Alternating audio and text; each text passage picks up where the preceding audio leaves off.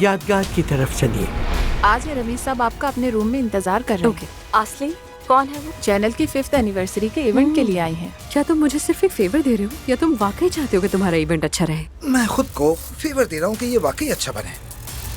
जब वो सब हमें अकेला छोड़ देते हैं तो कोई मसला नहीं होता, और जैसे ही तुम्हारी फैमिली बीच में आती है मसले शुरू हो जाते हैं। मैं तुमसे वादा करती हूँ, आज के बाद हमारे बीच कोई नहीं आएगा। हेलो, अस्सलाम वालेकुम। कैसे हैं आप?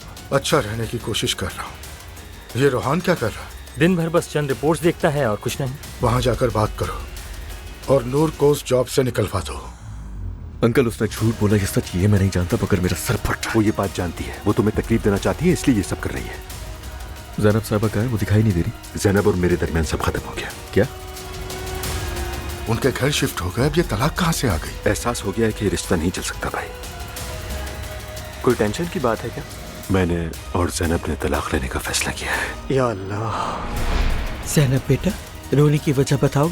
मैं और उमर अलग हो गए। उमर ने मुझे छोड़ दिया है। ये मत कहना कि तुम्हें किसी से मोहब्बत हो गई है।